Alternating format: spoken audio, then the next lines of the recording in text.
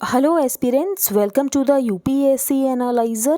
So today we will discuss newspaper analysis dated 10th of July, and there is an announcement. I am going to start UPSC mentorship program in which I will cover current affairs from several newspapers and magazines and will also discuss a static part related to every current affair in detail. If you are interested and want to join this program, for that you have to join the Telegram group and the link of the Telegram group is in the description box.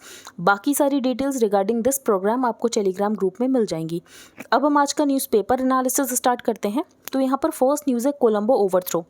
तो मैंने ये video old format में ही बनाई है क्योंकि कल मैंने format change किया था, लेकिन बहुत स्टूडेंट्स यहाँ पर कंप्लेन कर रहे थे कि उनको यहाँ पर ओल्ड फॉर्मेट ही ज़्यादा अच्छा लगता है।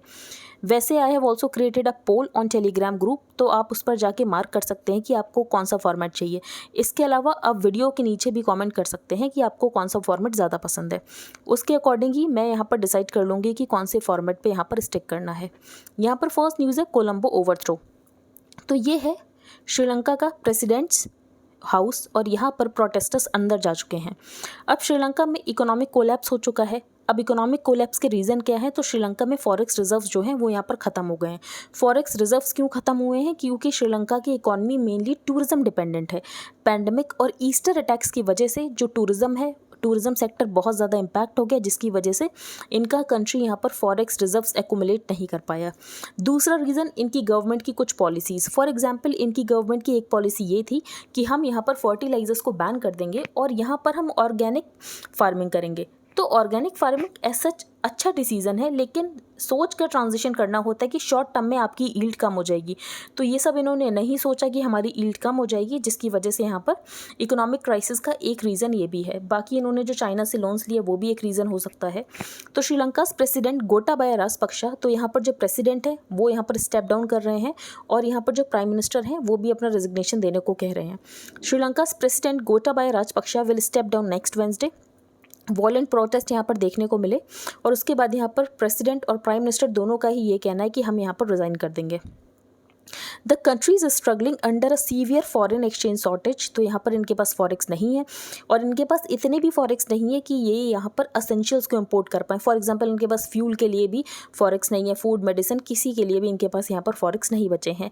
इन्फ्लेशन यहाँ पर 70% एक्सपेक्टेड है कि 70% हो जाएगा, अभी 55 के आसपास है। द इकोनॉमिक क्राइसिस डेवलप्ड क्योंकि कोविड-19 पैंडमिक की वजह से इनका जो टूरिज़्म इकॉनमी है वो बहुत ज़्यादा उसके ऊपर इम्पैक्ट पड़ा था और ये यहाँ पर फॉरेक्स रिजर्व्स को एक्यूमुलेट नहीं कर पाए थे। It has been compounded by the build up of hefty government debt. इसके बाद इन्होंने केमिकल फर्टिलाइजर्स के ऊपर बैन लगा दिया, जिसकी वजह से इनका जो एग्रीकल्चर है वो भी यहाँ पर डेवास्टेट हो गया। फर्टिलाइज़र बैन को इन्होंने बाद में रिवर्स भी कर दिया था, लेकिन तब तक जो होना था वो हो चुका था। तो ये यहाँ पर फर्स्ट न्यूज़ है। जो सेकंड न्यूज़ है that is also related to Sri Lanka, इसमें कुछ भी नया नहीं है और ये थर्ड न्यूज़ में कुछ भी नया नहीं है, तो ये हम डिस्कस नहीं करेंगे। ये न्यूज़ हम डिस्कस कर लेते हैं क्योंकि संडे का न्यूज़पेपर है, ज़्यादा कुछ इंपॉर्टेंट आता नहीं है, तो लेस इंपॉर्टेंट ही डिस्कस कर लेते हैं। AMU seeks centre nod to confer degree on Saudi prince MBS। तो यहाँ पर जो मोहम्मद बिन सलमान है, तो जो AMU है वो इनको ऑनररी डॉक्टर ऑफ लेटर्स की डिग्री देना चाहता है, तो उसके लिए यहाँ पर सेंटर की परमिशन चाहता है AMU। तो Aligarh Muslim University has sought the centre's permission to confer and honorary doctor of letters degree on the crown prince of Saudi Arabia Mohammed bin Salman. अब AMU का ये भी कहना है कि इसकी वजह से सऊदी अरेबिया और हमारे रिलेशंस और ज़्यादा डेवलप होंगे, तो इसके लिए इनको परमिशन चाहिए और ये इसीलिए ऐसा करना चाहते हैं क्योंकि इनको ये लगता है कि मोहम्मद बिन सलमान ने बहुत ज़्यादा एग्जाम्पलरी सर्विस की है और इनका बहुत ज़्यादा कॉन्ट्रीब्यूशन है टू ग्लोबल अफेयर्स। यहाँ पर कोई इंपॉर्टेंट न्यूज़ नहीं है, हम डिस्कशन नहीं करेंगे। यहाँ पर भी कोई इंपॉर्टेंट न्यूज़ नहीं, ये हम डिस्कस करेंगे। जोनल काउंसिल की मीटिंग हुई है। अब जोनल काउंसिल जो है 5 जोनल काउंसिल हैं जो कि 1957 में सेटअप की गई थी। कौन से एक्ट के अंतर्गत? तो स्टेट्स रीऑर्गेनाइजेशन एक्ट 1956 के अंदर यहाँ पर 5 जोनल काउंसिल बनाई गई थी 1957 में। अब क्यों बनाई गई थी? जोनल काउंसिल का काम क्या है? तो बेसिकली इनका काम ये था कि जो भी इश्यूज़ होते हैं उनके ऊपर डिस्कशन किया जाए। तो structured manner discussion in a structured manner on issues जो कि यहाँ पर एक से ज़्यादा स्टेट्स को अफेक्ट करते हैं। फॉर एग्जांपल यहाँ पर रिवर शेयरिंग का एक इशू हो सकता है, तो ऐसे कुछ इश्यूज़ के डिस्कशन के लिए यहाँ पर जोनल काउंसिल बनाई गई थी। चेयर कौन करता है जोनल काउंसिल को? तो यहाँ पर यूनियन होम मिनिस्टर चेयर करते हैं जोनल काउंसिल को। तो ये एक इंपॉर्टेंट फैक्ट हो सकता है कि कौन यहाँ पर जोनल काउंसिल को चेयर करता है। तो union home minister is chairman of each of these zonal councils. तो क्या क्या प्रॉब्लम्स यहाँ पर जोनल काउंसिल में स्टेट्स ने बताई।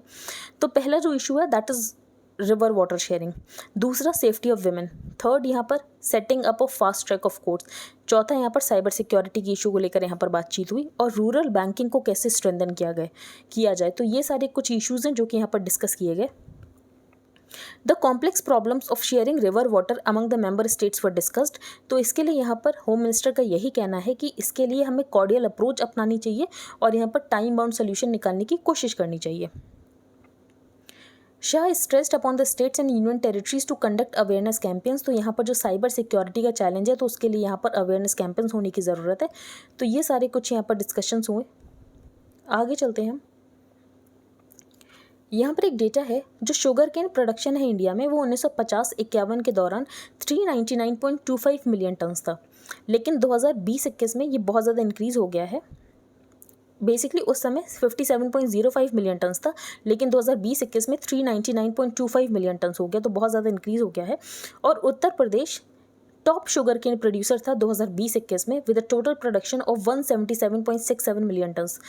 तो 1950-51 में 57.05 million tons sugarcane production था और ये इंक्रीज़ होके लगभग 400 मिलियन टन्स हो चुका है। और यहाँ पर यूपी जो है वो टॉप शुगर केन प्रोड्यूसर था 2020-21 में।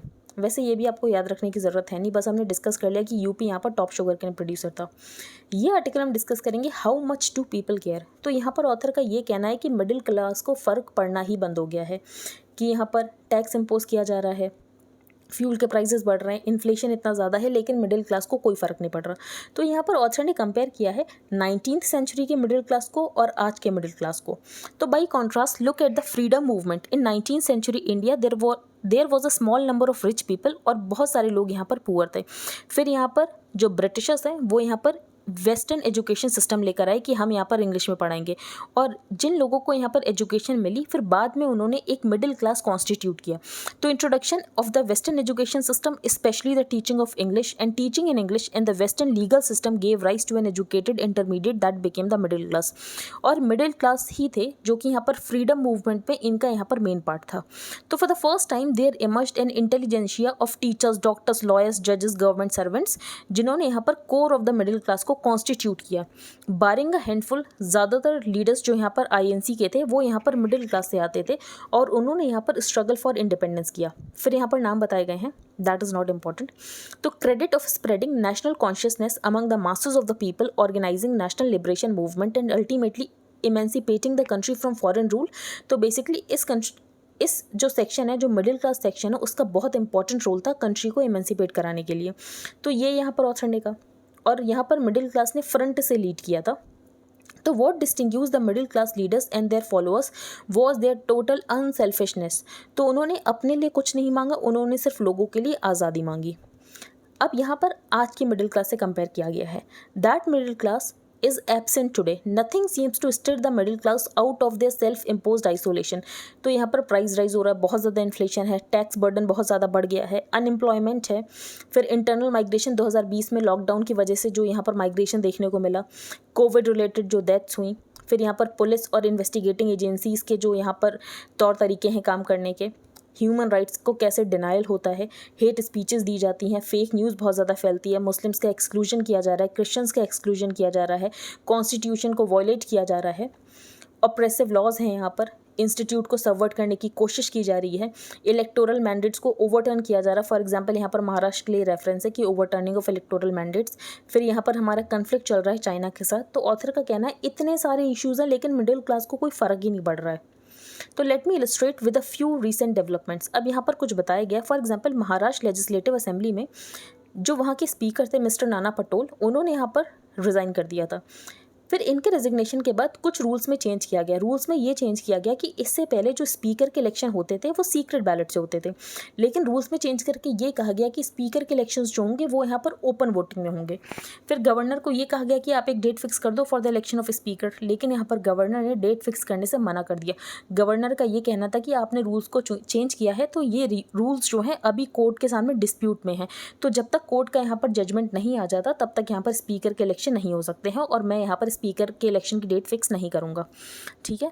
लेकिन जब यहाँ पर एकनाथ शिंदे की गवर्नमेंट बनती है और ये वाली गवर्नमेंट यहाँ पर गवर्नर से रिक्वेस्ट करती कि आप डेट फिक्स कर दो for the election of the speaker, तब यहाँ पर गवर्नर जो है डेट दे देते हैं for the election of the speaker. तो बेसिकली यहाँ पर कंट्रास्ट है, क्योंकि अभी भी तो यहाँ पर ओपन वोटिंग सिस्टम से ही वोट किए गए, तो अब यहाँ पर क्यों नहीं कहा गया बाय द गवर्नर कि ये डिस्प्यूट कोर्ट के सामने है, जब कोर्ट का डिसीजन आ जाएगा उसके बाद यहाँ पर इलेक्शन हो सकते हैं। तो सबसे पहले ऑथर ने ये एग्जाम्पल दिया। फिर यहाँ पर दूसरा एग्जाम्पल दिया जीएसटी काउंसिल की मीटिंग का। तो अभी जीएसटी काउंसिल की मीटिंग ने बहुत सारे टैक्सेस बढ़ा दिए हैं। तो यहाँ पर ऑथर का यही कहना है कि जो मिडिल क्लास है वो सुबह न्यूज़पेपर पढ़ता है, फिर नेटफ्लिक्स देखता है, आईपीएल क्रिकेट देखता है और उसे कोई मतलब नहीं है कि देश में क्या चल रहा है। फार्मर्स यहाँ पर अपनी लड़ाई लड़ रहे हैं, जो यहाँ पर सोल्जर के कैंडिडेट है वो अपनी लड़ाई लड़ रहे हैं। यहाँ पर जो अग्निपथ प्रोटेस्ट हुआ था उसके बारे में यहाँ पर रेफरेंस दिया गया है। Small number of journalist, lawyers and activist is fighting. I wonder if the middle class realises that the outcome of these battles will determine the future of this country. अब नेक्स्ट आर्टिकल हम discuss करेंगे how democracy grows weak. तो prime minister ने ये कहा है कि ये जो परिवारवाद वाली पॉलिटिक्स है उसकी वजह से जो डेमोक्रेसी है वो यहाँ पर वीकन होती है। तो ऑथर ने कहा है कि सिर्फ परिवारवाद से ही डेमोक्रेसी वीकन नहीं होती है, बल्कि और भी बहुत सारे फैक्टर्स हैं जिसकी वजह से डेमोक्रेसी वीकन होती है। फॉर एग्जांपल, जब जर्नलिस्ट को जेल में डाला जाता है उन लॉस के अंदर जो कि टेररिस्ट के लिए बने हैं, तो इससे भी डेमोक्रेसी वीकन होती है। जब डिसिडेंट्स जो भी यहाँ पर अगेंस्ट बोलने की कोशिश करता है, जब उनको जेल में डाल दिया जाता है और उनकी कोई यहाँ पर गलती भी नहीं होती है, तो इससे जो डेमोक्रेसी वो वीकन होती है। जब ईडी और सीबीआई और नारकोटिक्स ब्यूरो को यूज़ किया जाता है अपने ओपोनेंट्स को शांत कराने के लिए, तो इससे डेमोक्रेसी वीकन होती है। फिर यहाँ पर कोई राइट करता है और दूसरे दिन उनके घरों को डिमोलिश कर दिया जाता है बिना किसी प्रूफ के, तो इससे डेमोक्रेसी वीकन होती है। तो when bulldozers appear the day after a right and demolish the homes of writers without proof, तो इससे डेमोक्रेसी वीकन होती है। फिर यहाँ पर इमरजेंसी के दौरान प्रेस को सेंसर कर दिया गया था, तो ये सबको पता है क्योंकि इसके लिए रूल्स निकले थे। लेकिन ऑथर का ये कहना है कि आज जो हमारा मीडिया है वो पूरी तरीके से लैपडॉग मीडिया हो गया। तो मीडिया को यहाँ पर वॉचडॉग मीडिया होना चाहिए, लेकिन हमारा मीडिया पूरी तरीके से लैपडॉग मीडिया हो गया। तो ये एक तरीके से प्रेस सेंसरशिप ही है, क्योंकि लोगों तक जो जानी चाहिए इन्फॉर्मेशन वो नहीं जा पा रही है। तो ये एक प्रॉब्लम बताई गई है कि यहाँ पर जो भी न्यूज़ होती है उसको शुगर कोट करके लोगों को दिखाया जाता है, जिसकी वजह से लोगों को यहाँ पर कुछ समझ ही नहीं आ पा रहा है। तो ये सब यहाँ पर ऑथर ने पॉइंट बताए हैं। तो जो इंडिया की जर्नी है अगर हम देखें तो हम पूरी तरीके से पॉवर्टी को ख़त्म नहीं कर पाए हैं, पूरी तरीके से हम यहाँ पर इकोनॉमिक अचीवमेंट नहीं कर पाए हैं, लेकिन हमारा जो सबसे बड़ा अचीवमेंट ये है कि हम एक बहुत बड़ी डेमोक्रेसी हैं, तो हम इसको वीक नहीं होने दे सकते हैं। तो India's journey as a modern nation state has been damaged by your inability to end extreme poverty and by other economic and social failures. लेकिन हमें एक चीज़ का गर्व होना चाहिए, वो है हमारी डेमोक्रेसी, और हमें डेमोक्रेसी को किसी भी तरीके से वीकन होने से रोकना है। अब हम नेक्स्ट आर्टिकल डिस्कस करेंगे Dravida Nadu once a belief now party tool. तो द्रविड़ नायडू यहाँ पर एक फॉर्मर यूनियन मिनिस्टर हैं, इसके अलावा डीएम के लीडर हैं ए राजा। उन्होंने ये कहा था कि हम सेपरेट तमिलनाडु की डिमांड करेंगे अगर हमें ऑटोनॉमी नहीं दी गई। तो another high voltage debate erupted in Tamil Nadu last week when DMK leader and former union minister A Raja brought up the issue of a separate Tamil Nadu, जिसको कि यहाँ पर द्रविड़ नायडू की तरह रेफर किया गया है। अब द्रविड़ नायडू जो है ये इशू स्टार्ट कहाँ से हुआ और ये इशू फिर ख़त्म कैसे हो गया और वापस से कैसे स्टार्ट हो गया, तो एक बार हम डिस्कस कर लेते हैं। At a party meeting Raja asked the BJP rule centre कि यहाँ पर द्रविडियन पार्टी को कंपेल ना किया जाए कि वो अपनी डिमांड को वापस से रिवाइव कर दें कि उनको यहाँ पर द्रविड़ नायडू चाहिए। तो do not push us to return to the Periyar route. तो आपने यहाँ पर पेरियार के बारे में पढ़ा होगा। तो बेसिकली पेरियार की भी ये डिमांड थी कि एक द्रविड़ नायडू बनना चाहिए। तो do not corner us, do not force us to raise a separate Tamil Nadu demand again. तो यहाँ पर तमिलनाडु की यही डिमांड है कि तमिलनाडु को स्टेट ऑटोनॉमी दी जाए, नहीं तो उनकी यहाँ पर जो द्रविड़ नायडू की डिमांड है, ए राजा का ये कहना था, वो यहाँ पर द्रविड़ नायडू की डिमांड करने लगेंगे, सेपरेट तमिलनाडु की डिमांड करने लगेंगे। तो I am not supporting rajas remarks. तो यहाँ पर ऑथर का ये कहना है कि ये ऑथर जो हैं ये राजा को सपोर्ट नहीं कर रहे हैं, ये उनको पूरी तरीके से समझते हैं। अब ऑथर ने ये कहा है कि जो सेंटर है वो पुश करता है one nation one religion one language, तो ये नहीं करना चाहिए। जो हमारा कंट्री है वो बहुत ज़्यादा डाइवर्स है, तो जो डाइवर्स एथनिक आइडेंटिटीज़ है उनको प्रिजर्व करने की ज़रूरत है। तो ऐसे आप पुश नहीं कर सकते कि वन रिलीजन वन लैंग्वेज ये होना चाहिए, तो you inevitably force other ethnicities to push back. तो ये नहीं करना चाहिए। सबसे पहले यहाँ पर ऑथर ने ये बताया है। जो रूलिंग डीएमके है वो ऑफशूट है द्रविड़ कज़कम का। द्रविड़ कज़कम एक मूवमेंट था जो कि सोशल इनइक्वालिटीज़ के अगेंस्ट था। तो द्रविड़ कज़कम एक तरीके का मूवमेंट स्टार्ट हुआ था जो कि सोशल इनइक्वालिटीज़ के अगेंस्ट था, और पेरियार जो एक सोशल सोशल रिफॉर्मर थे, उन्होंने यहाँ पर द्रविड़ कज़गम को फाउंड किया था। First coin the term Dravida Nadu in the 1920s। तो यहाँ पर पेरियार ने द्रविड़ नाडु के टर्म को कॉइन किया था और इनका ये मानना था कि हिंदू जो तमिल्स हैं उनको लिबरेट करना है from the caste ridden Hindu religion, क्योंकि हिंदू में जो कास्ट है उससे अगर हमें दूर रहना है तो उसके लिए हमें तमिल्स को लिबरेट करने की ज़रूरत है। Periyar's aspiration for a separate country was based on the notion of a different और यूनिक आइडेंटिटी, और इनका एजम्पशन ये था कि जब तक इंडिया में मनु के डिसेंडेंट्स रहेंगे तब तक कास्ट रहने वाली है। तो his assumption that the caste system would persist in India as long as the descendants of Manu were in place led him to the idea। इसीलिए इन्होंने डिमांड की कि इनको यहाँ पर सेपरेट द्रविड़ नाडु चाहिए। When he realized कि जो कास्ट इम्बैलेंसेज हैं वो रहने ही वाले हैं, वो नहीं जा सकते, तब इन्होंने कहा कि रिजर्वेशन टेम्परेरी पीरियड के लिए रिजर्वेशन इसका सोल्यूशन है, लेकिन यहाँ पर लॉन्ग टर्म में हमें सेपरेट द्रविड़ नाडु चाहिए।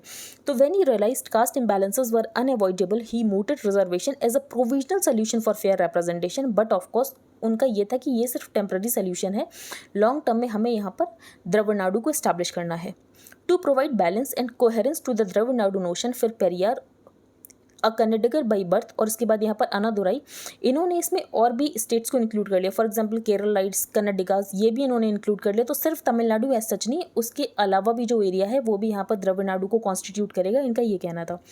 फिर उसके बाद ये जो गोल है ये 1962 के आसपास ख़त्म हो गया, क्योंकि उस समय इंडिया चाइना वॉर चल रही थी, तो जिसकी वजह से ये इशू जो है ये शांत पड़ गया। Later the DMK shifted its goal to the idea of state autonomy. फिर बाद में यहाँ पर जो डीएमके की डिमांड थी वो यहाँ पर सेपरेट द्रविड़ नाडु की ना होकर बस इनको थोड़ी ऑटोनॉमी चाहिए थी कि इनको टैक्सेस थोड़े ज़्यादा दे दो, बाकी इनके जो इश्यूज़ हैं उसमें इनको ऑटोनॉमी दो और यहाँ पर सेंटर इंटरवीन ना करे। तो after Annadurai's death Karunanidhi took up the cause of state autonomy and keep it alive through Indira Gandhi's term, लेकिन बाद में ये जो इशू था ये पूरी तरीके से खत्म हो गया। Perhaps due to Annadurai's subsequently softened stand Dravida Nadu didn't feature in any of the Tamil movies. तो उसके बाद 1950-60s के बाद हमें यहाँ पर द्रविड़ नाडु का इशू नहीं देखने को मिलता है, और राजीव गांधी के असैसिनेशन के बाद तो द्रविड़ नाडु की बात ही नहीं हुई है। तो ये वापस से इशू आ गया क्योंकि इन्होंने ये स्टेटमेंट दे दी। आगे चलते हैं। सप्लाई आउटलुक फेवरेबल, इन्फ्लेशन में ईज इन फाइनेंशियल ईयर 23। तो यहाँ पर आरबीआई गवर्नर का ये कहना है कि जो अभी इन्फ्लेशन है वो सप्लाई डिस्ट्रप्शन की वजह से है, फ्यूल के प्राइसेस ज़्यादा हैं, फूड के प्राइसेस ज़्यादा हैं, जिसकी वजह से है। तो अगर सप्लाई डिस्ट्रप्शन ठीक हो जाती है तो इन्फ्लेशन भी यहाँ पर कंट्रोल में आ जाएगा। तो overall at this point of time with the supply outlook appearing favourable, और यहाँ पर हाई फ्रीक्वेंसी इंडिकेटर्स यही बता रहे हैं कि इकॉनमी जो है वो बहुत ज़्यादा रेजिलियंट है। तो ऐसे में जो इन्फ्लेशन है वो फाइनेंशियल ईयर 23 तक यहाँ पर कंट्रोल में आ जाएगा। फिर the origins of the inflation, तो इन्फ्लेशन है किसकी वजह से? तो इन्फ्लेशन यहाँ पर बहुत ज़्यादा डिमांड है उसकी वजह से नहीं है, इन्फ्लेशन इस वजह से क्योंकि यहाँ पर सप्लाई साइड डिस्ट्रप्शंस है। तो यहाँ पर रशिया यूक्रेन की कन्फ्लिक्ट की वजह से सप्लाई साइड डिस्ट्रप्शन हो गए, जिसकी वजह से यहाँ पर इन्फ्लेशन है। एनर्जी के प्राइसेस बढ़ गए, फूड के प्राइसेस बढ़ गए, जो कि यहाँ पर 50% कॉन्ट्रीब्यूट कर रहे हैं इन्फ्लेशन को। तो ये सब ठीक हो जाएगा तो इन्फ्लेशन जो है अपने आप ही यहाँ पर कंट्रोल में आ जाएगा। ये न्यूज़ एज सच इंपॉर्टेंट नहीं है। ये जो ट्विटर की डील हुई थी विद इलॉन मस्क, तो हो सकता है कि ये डील ना हो पाए क्योंकि यहाँ पर जो इलॉन मस्क है वो पुल आउट कर रहे हैं। अब इलॉन मस्क क्यों पुल आउट कर रहे हैं? तो इलॉन मस्क का ये कहना है कि ट्विटर ने ये कहा था कि उनके 5% स्पैम अकाउंट्स है, लेकिन ट्विटर में एक्चुअली 20% स्पैम अकाउंट्स है, जिसकी वजह से इनको ये लगता है कि इनको गलत स्टेटमेंट्स दिए गए थे और इन्होंने 5% अकाउंट समझ के डील की थी, लेकिन बाद में इनको पता चला यहाँ तो 20% स्पैम अकाउंट्स हैं। तो which had asserted that spam and bot accounts make up less than 5% of its total users, लेकिन ऐसा नहीं है, 20% है, इसीलिए यहाँ पर पुल आउट कर रहे हैं। इंपॉर्टेंट नहीं है हमारे लिए, ये हम डिस्कस करेंगे। सेबी ऐसा सोच रहा है कि सेबी का प्रपोजल है कि यहाँ पर जो म्यूचुअल फंड यूनिट है उनको भी यहाँ पर इनसाइडर ट्रेडिंग रूल्स के अंदर ला दिया जाए। तो म्यूचुअल फंड यूनिट को भी यहाँ पर इनसाइडर ट्रेडिंग रूल्स के परव्यू में लाया जाए। तो एक बार हम इनसाइडर ट्रेडिंग डिस्कस कर लेते हैं। तो एज सच इनसाइडर ट्रेडिंग क्या होता है? फॉर एग्जाम्पल, आपको किसी फर्म के बारे में कोई ऐसी इन्फॉर्मेशन है जो कि पब्लिक के पास नहीं है और आप उस इन्फॉर्मेशन का यूज़ करके उस कंपनी के यहाँ पर स्टॉक्स खरीद लेते हो, जिसकी वजह से आपको यहाँ पर बेनिफिट हो जाता है। तो इसको हम इनसाइडर ट्रेडिंग कह सकते हैं। Insider trading is defined as a malpractice wherein trade of a company's security is undertaken by a people who by virtue of their work उनके पास कोई ऐसी इन्फॉर्मेशन है जो कि जनरल पब्लिक के पास नहीं है, और इस इन्फॉर्मेशन का यूज़ करके वो यहाँ पर स्टॉक्स खरीद लेते हैं, स्टॉक्स बेच देते हैं, जिसकी वजह से उन्हें बहुत प्रॉफिट हो जाता है। When insiders, example key employees or executives who have access to the strategic information about the company, और वो उस इन्फॉर्मेशन को यूज़ करते हैं ट्रेडिंग करने के लिए, तो इसको ही यहाँ पर इनसाइडर ट्रेडिंग कहते हैं। इनसाइडर ट्रेडिंग को पूरी तरीके से डिस्करेज किया जाता है और ये एक अनफेयर प्रैक्टिस है, क्योंकि इसकी वजह से जो बाकी स्टॉक होल्डर्स हैं वो यहाँ पर ग्रेट डिसएडवांटेज में रहते हैं, क्योंकि उनके पास वो इन्फॉर्मेशन नहीं है जो कि यहाँ पर इनसाइडर जो ट्रेडिंग की है जिसने, उसके पास वो इन्फॉर्मेशन थी, लेकिन यहाँ पर जनरल पब्लिक के पास वो इन्फॉर्मेशन नहीं है, इसीलिए यहाँ पर इनसाइडर ट्रेडिंग अनफेयर प्रैक्टिस होती है। नेक्स्ट हम डिस्कस करेंगे trade transactions with Lanka may be settled outside ACU। तो ACU क्या होता है ये हम डिस्कस कर लेंगे। ACU होता है एशियन क्लियरिंग यूनियन। अब एशियन क्लियरिंग यूनियन में कौन कौन मेंबर्स हैं? तो central banks and monetary authorities of Bangladesh, Bhutan, India, Iran, Maldives, Myanmar, Nepal, Pakistan, Sri Lanka, ये करंटली मेंबर्स हैं यहाँ पर एशियन क्लियरिंग यूनियन के। तो एशियन क्लियरिंग यूनियन के मेंबर्स हो गए। अब इसकी एक यूनिट है, उसका नाम है एशियन मॉनेटरी यूनिट। तो Asian monetary unit is the common unit of account of ACU, और इसको डिनोमिनेट कर सकते हो फॉर एग्जांपल ACU डॉलर में, या ACU यूरो में, या ACU येन में। अब ये क्यों किया गया, क्यों यहाँ पर ज़रूरत हुआ कि एशियन क्लियरिंग यूनियन बनाई जाए, फिर यहाँ पर एक यूनिट बनाई जाए एशियन मॉनेटरी यूनिट? तो बेसिकली पहले ACU के हेडक्वार्टर्स देख लेते हैं, तेहरान ईरान में है, और 1974 में इसको इस्टेब्लिश किया गया था। अब क्यों इस्टेब्लिश किया गया था? United Nations economic and social commission for Asian Pacific के कहने पे। अब इनका ये था कि अगर रीजनल ट्रेड को प्रमोट करना है, रीजनल कोऑपरेशन को प्रमोट करना है, तो ऐसे में पेमेंट्स को फैसिलिटेट करना पड़ेगा। तो पेमेंट्स को फैसिलिटेट करने के लिए यहाँ पर बनाई गई एशियन क्लियरिंग यूनियन, जिसमें ये सारे मेंबर्स जो हैं वो इसका पार्ट हैं, और उसके लिए एक कॉमन यूनिट ऑफ अकाउंट बनाया गया जो कि बनाई गई एशियन मॉनेटरी यूनिट। अब हम आगे चलते हैं। As anger explodes on Colombo streets, Delhi trades with caution. तो दिल्ली क्या कर रहा है, जैसा कि यहाँ पर श्रीलंका में चल रहा है, तो बेसिकली हमारी वेट एंड वॉच की पॉलिसी की हम देखते हैं कि आगे क्या होता है, उसके बाद हम डिसाइड करेंगे हमें क्या करना है। तो as popular anger on the streets of Colombo exploded and thousands of protesters stormed Sri Lanka president Gotabaya Rajapaksa's resident Saturday, new Delhi tread with caution. और अभी तक हम देख रहे हैं कि जो श्रीलंका है वो कैसे इस क्राइसिस को हैंडल कर रहा है। यहाँ पर हमने श्रीलंका की बहुत ज़्यादा हेल्प की है, और बेसिकली हम श्रीलंका को और ज़्यादा हेल्प करने वाले हैं। श्रीलंका में हम इन्वेस्टमेंट करने वाले हैं, कनेक्टिविटी प्रोजेक्ट्स करने वाले हैं। अभी तक हम $3.5 बिलियन की इकोनॉमिक एड प्रोवाइड कर चुके हैं। ये हम न्यूज़ डिस्कस कर लेते हैं। Will redouble work towards peaceful Indo Pacific. तो यहाँ पर ऐसा क्वाड का कहना है। क्वाड है क्वाड्रिलेटरल सिक्योरिटी डायलॉग, जिसमें यहाँ पर 4 कंट्रीज़ आते हैं। 4 कंट्रीज़ कौन कौन से हैं? India, USA, Australia, Japan. बाकी यहाँ पर फ्री और ओपन इंडो पैसिफिक की बात करते हैं क्वाड कंट्रीज़, और लीडर्स का यही कहना है कि हम यहाँ पर अपने एफर्ट्स को रीडबल कर देंगे फ्री, पीसफुल और प्रॉस्पेरस इंडो पैसिफिक बनाने के लिए। आई होप आपको आज का न्यूज़पेपर समझ आ गया हो। If you like the video then please like, share and subscribe. Thank you and have a nice day.